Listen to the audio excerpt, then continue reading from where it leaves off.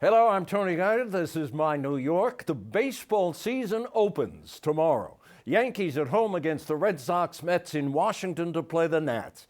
But the most fascinating baseball headline is this. Second base has been in the wrong spot on the diamond for 135 years. Our crack analysts explain, and they handicap the Mets and Yankees next.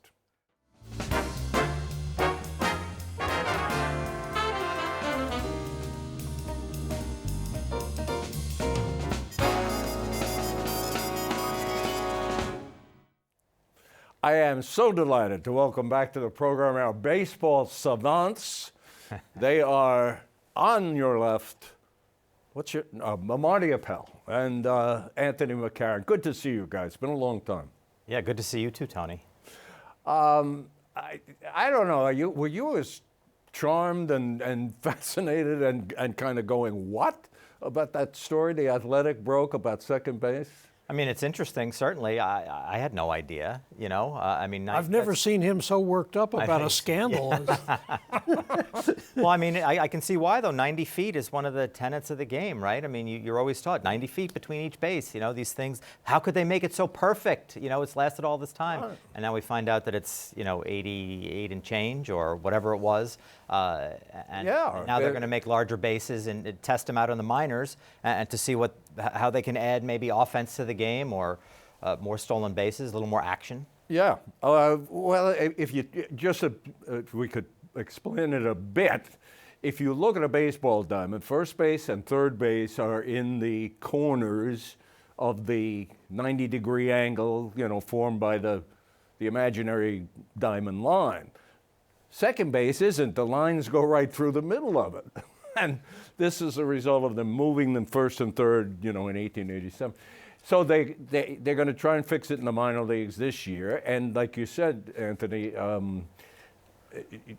one of the things besides fixing it is going to be to encourage stealing, which used to be a lot of fun to watch. But we don't see it anymore. But they're not going to try and fix it to 90 feet. No. It's still not going to be 90 feet. No, it's going to be exactly 87 feet between the bases. That's a big difference. Yeah, and bigger bases. And the catcher's throw to what they're going to do is move move second base in, and nestle it in that angle. Right. So the catcher's throw is going to be a little shorter. So I don't know. I hope we see a lot of Ricky Hendersons out there.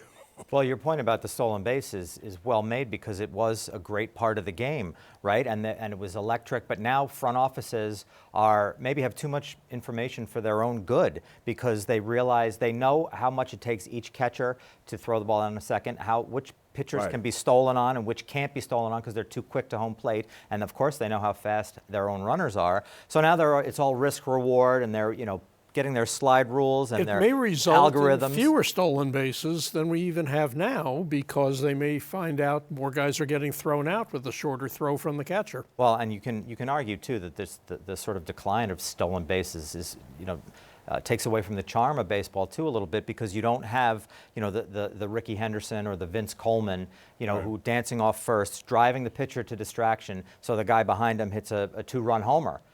Because the pitcher is so wound up about maybe, not letting Vince Coleman grab a bag. As scandals go, it was about 7 or 8 years ago that they instituted replay for the umpire calls. Right. And consistently, since the first week, about 47% of the calls have been reversed. Therefore, we can assume that throughout the whole history of baseball, argued calls, the manager was right half the time, which really changes a lot of pennant races, a lot of World Series. You talk about scandals, it's what the cameras have discovered, that the umpires were not infallible. In fact, they were wrong half the time. Well, since you bring up the word scandal, let's talk about the potential for scandal with the proliferation of gambling.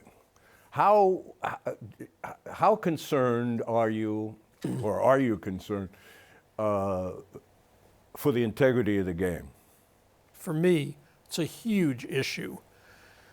The owners couldn't resist the money And after more than a century of no betting permitted, big letters on the scoreboards and in the ballparks, all of a sudden is, oh, we're going to get that much money for it? And suddenly, gambling is encouraged, not only on your phones sitting in the seats, but at home, and the broadcasters are giving you the odds on certain things happening, a 13% chance that the left fielder's going to be able to throw out the runner. This is a horrible place that baseball is taking us, and it's only going to get worse. I can see the time when Aaron Judge strikes out in the first inning, and people have bet that that's will happen, and 22,000 people in Yankee Stadium are going to cheer that strikeout. And then some people are going to say, I heard his brother-in-law made $20,000 on that. And all of a sudden, you're in a place where baseball doesn't have to be. I don't know how much fans are going to, I don't know, care is not the right word here, but are they going to be invested in the whole thing because they're the ones who are having fun with the gambling part of it? I mean, it's not for me, but I know there are a lot of people who are interested in baseball because of the gambling, or sports in general, because of the gambling element that they can do, and they're being courted.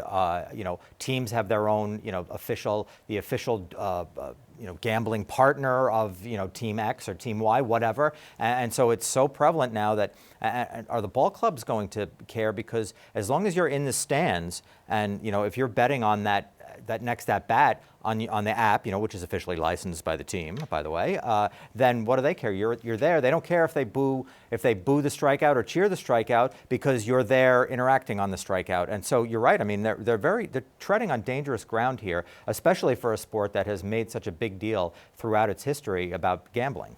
I've never been good with a crystal ball, but I find it hard to imagine it's not going to lead to a huge scandal of somebody betting on a game, a player, or a player's brother, or wife, or whatever, and then you take the reputation of the game down the drain.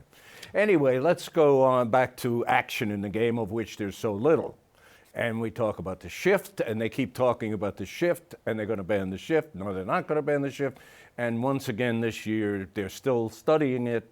Nothing's changing. Where are we with that?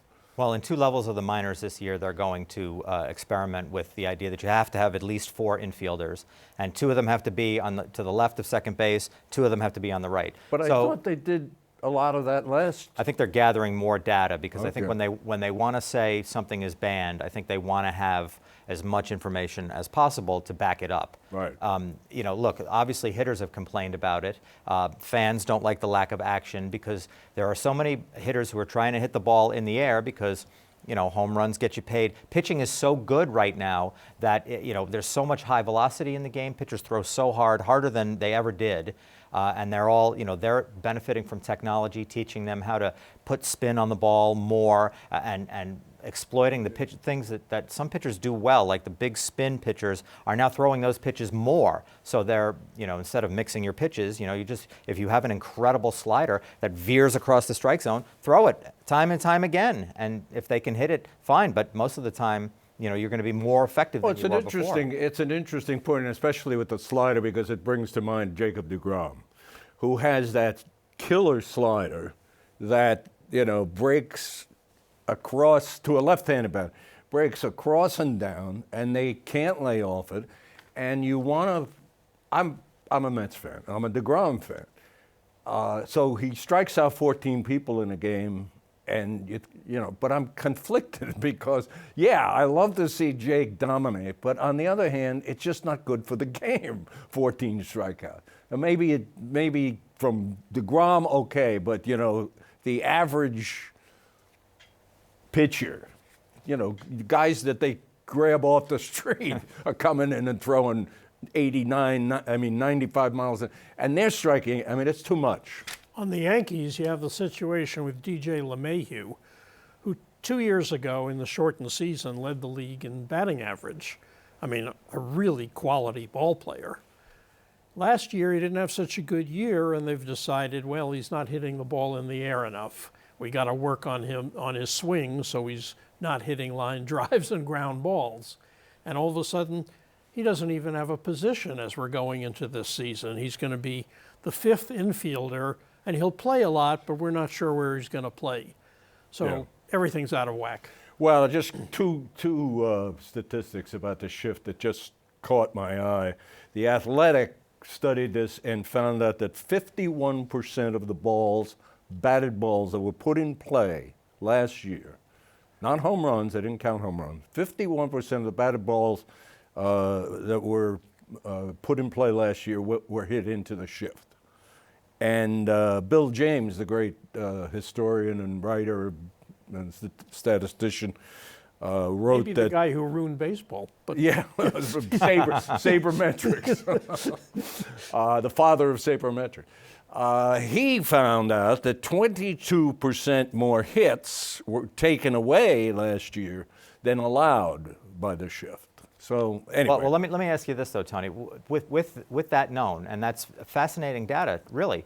But why can't hitters? And I know it's not as easy as I'm going to make it sound, but I feel like left-handed hitters especially haven't made a really big effort to just poke the ball down the third baseline when the third baseman is playing near second base, because you hit everything that way every single time, and all you're trying to do is mash, and pull. Well, Why can't you just dink? They'll stop shifting after a while. You hit 7 doubles in a week like that, somebody's going to stop shifting you. I agree with you, except that I'll quote Freddie Freeman to you.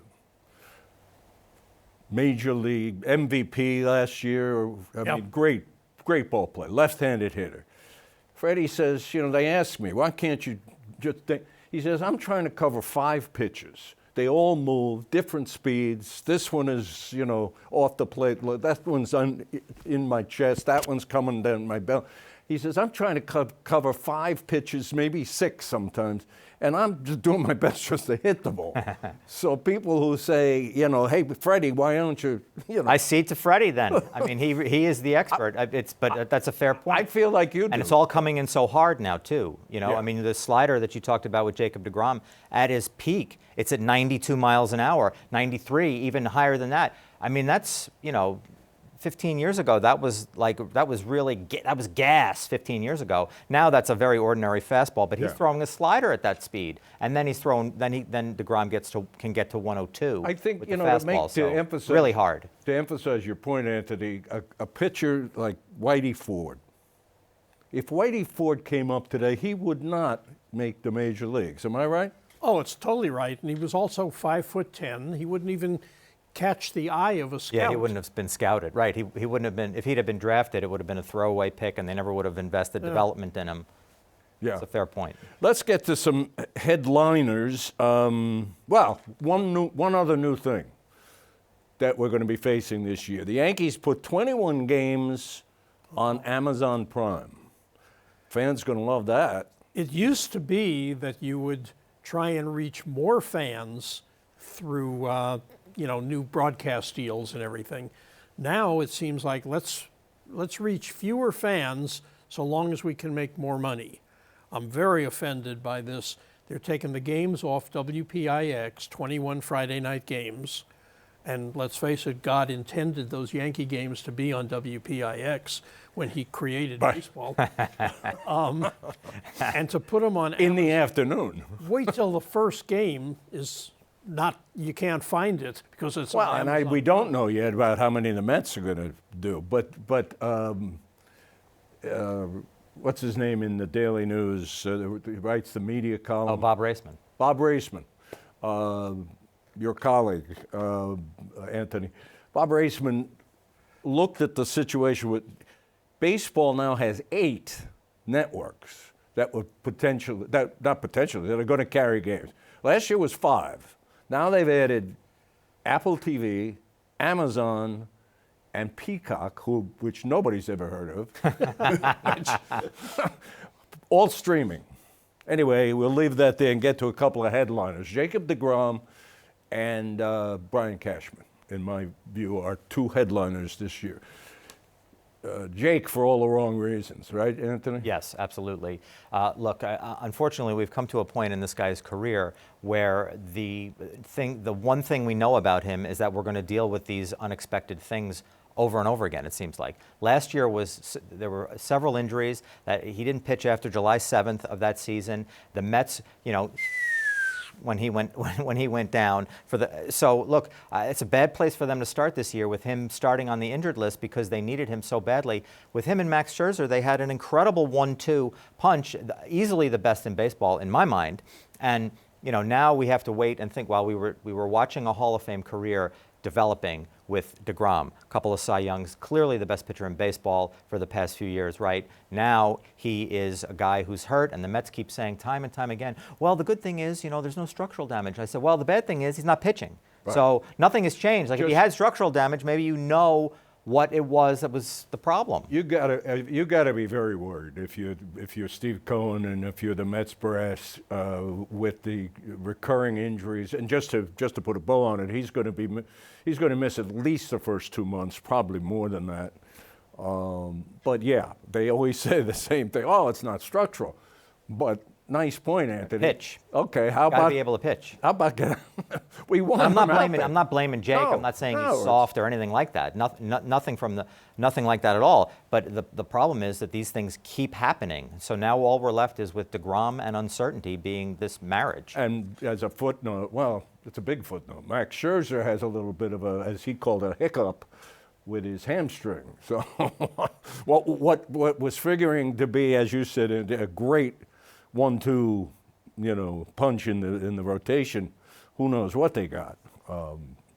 Let's go to Brian Cashman, who the other day, I don't know, maybe about a week ago, 5 or 6 days ago, I thought Marty was testy and defensive and whiny about why the Yankees haven't been in the World Series in 12 years, and he's blaming the Astros for stealing their entry to the World Series in 2017 by stealing signs. And it was very un-Cashman-like, and you kind of wonder what's bugging him. Yeah, it wasn't classy. You have to move on from these things.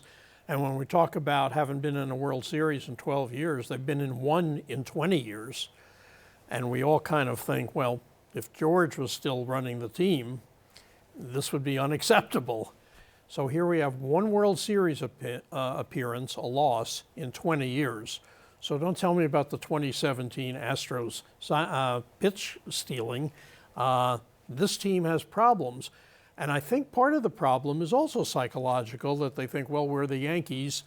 We can always spend what we need to. And every team can do that now.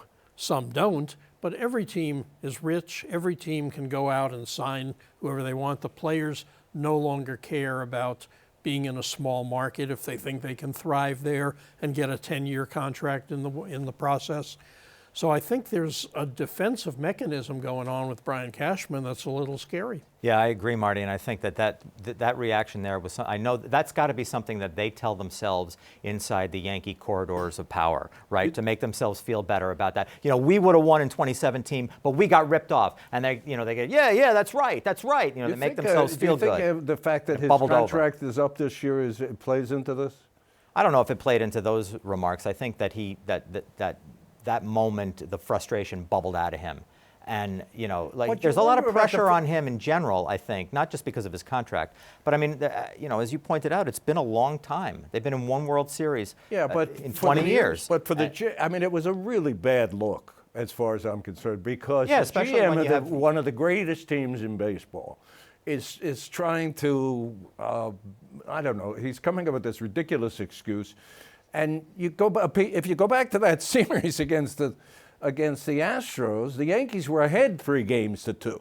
Right. They also scored 4 runs in the games in Houston. Right. So it wasn't the Astros hitting that was killing them in those games. In the final 2 games, they scored 1 run total.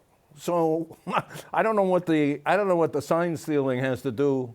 I mean, come on. Move on, as Marty says. And he says now he's moved on. Now today it looks like he's trying to walk it back, because now I think yesterday, I think he said, I'm past all that. Well, I got a question. If I were a Yankee beat writer, Mr. Cashman, how are you going to feel about Carlos Beltran, who was, baseball said, the mastermind of the Astros sign steal? How are you going to feel about him in the booth, calling Yankee games. Well, he has to be over that. I mean, he has to have written, signed off on that, right? I mean, they wouldn't have done it. Yeah.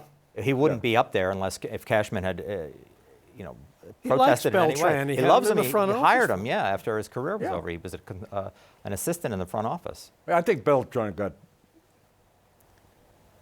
got jobbed in many ways, but we can't get into that. I mean, But- because he was the only player who suffered anything out Yeah. of the whole scandal. Yeah. Absolutely. Well, let's talk about both teams. Yankees, the big story is Aaron Judge. As we tape this on Monday afternoon, there's still no contract extension, but they've guaranteed they're going to do it. So, what do you think? I love Aaron Judge. I really think he's the successor to the face of the team from going back to Ruth, Gehrig, DiMaggio, Mantle, Munson, and Mercer, who didn't have quite that stature, but then on to the Jeter years. So Judge has taken that place. I mean, he's on a trajectory to be a Monument Park guy. So I hope they're able to make a deal with him long term, and let's put that aside and know he's going to be a Yankee forever. His first few years, there was some question about his durability and whether he got hurt too much, but he's been fine, and he plays the outfield so well. He's got all the tools to be that size and that athletic is remarkable to me. What do you think of the team in general, Marty? The knocks, as you are well aware, are that the pitching is thin behind Cole. Yeah. They did improve the defense, but they still very right-handed hitting team. Well, the starting pitching, the starting five, is questionable. They're not, you got Garrett Cole, who's Hall of Fame bound as DeGrom was. But then you've got question marks. Well, show us you can do it again. Montgomery, Tyone. I like Nestor Cortez. I actually think of him as like a future Bartolo Colon. Well, maybe a little hit of just an indelible home run you'll see in your dreams forever. Like Bart did. I like him, and the starting five in September are probably not going to look like the starting five now. That's the way it works. But I'm comfortable going in, but I know it's going to evolve and it's going to change. Mets, Anthony. One of the guys who has to show up this year is the shortstop, beginning his 10-year, $341 million contract. Lindor, who had a really rough, both on the field and off the field, Yeah. first year. Absolutely. This is a huge storyline on the Mets this year, Lindor, because he had his, his getting used to New York time. He had his settling in. He had all that. It's over and done with. He had a poor year last year. That's not the Francisco Lindor that the Indians had for all those years when he was crushing 40 doubles and 30 home runs every year. That was elite production. This was nowhere near it last year. I mean, thank goodness he had a hot September to sort of polish up his numbers a little bit, or else it would have been much, much worse. And the stuff that happened with Jeff McNeil, I mean, I know Lindor wants to be a leader, sort of craves that role in the team, and that's all well and good. Stuff like that can't happen, and then they handled it so poorly afterward with the raccoon nonsense, just ridiculous. I think he's past that now. Well, there was also, let me, add to the pile on in retrospect, because it happened. I mean, the thumbs down to the fans. Yeah, that was ridiculous also, absolutely. But I think he's going to be closer to the player that we saw in Cleveland for most of his time in Cleveland. Like Met fans should think about that game he had against the Yankees in September. I think it was September, where he hit 3 home runs against them. I mean, that was electric, and he was involved. He was passionate and emotional, everything. And that was like vintage Lindor right there. And I think we'll see more of those kind of occasions this year. He's going to give them great defense because he's a very good shortstop, and they don't have to worry about that position like some other teams do. And but if the offense has got to be better, and without it, they don't go very far at all if he doesn't become the same player that he used to be. Yeah, And he really has to do it in April. I mean, if he's hitting 207 in April, Right. then it's going to get into his head that I can't play in this town. Right. He was crushing during spring training. Of course, he was crushing during his first Met spring training too. But he hit a lot of lasers during camp this year, and look. It's spring training, it means nothing, but that's better than him striking out 27 times in 30 at What bats. about, quickly, what about the rest of the team? They brought in a lot of folks, and luckily they brought in Chris Bassett, the pitcher from Yes, that was a Oakland. great trade for them, huge, and looms even larger with the DeGrom injury right now. I'm interested in third base. Have they solved third base? Well, I think Eduardo Escobar is going to start there, and we'll see. I mean, I wouldn't be surprised J.D. Davis will get some time there because he has a really good bat, and he deserves to have some at-bats to show it off a little bit. The problem is his defense is substandard, so, that's going to be a problem. But I think Eduardo will play third most of the time. They've got a lot of other options. They've got some good depth. I know that's a big buzzword in the game nowadays: depth, positional versatility, all that stuff. The Mets actually have strived to get that. Now they've got it, and hopefully it works out for them. All right, we got less than a minute. World Series, okay, National League East and the championship. And then I'll ask you about the American League East. And I think the Braves are going to win the NL East. The Mets, I would put as the second team in there and getting a wild card spot, even with DeGrom's status up in the air. The Dodgers are winning the World Series. American League East, Boston just seems on a trajectory to get better each year. I'm picking Boston. I'm picking the Yankees second. no Toronto. Wow, the Jays. No, you're not swayed by their big winter. It's a hell of a division, but no, I'm not swayed by the Jays. And World Series, Marty? Dodgers, Boston. All right, you've heard it from the savant. Thank you for watching. See you next week.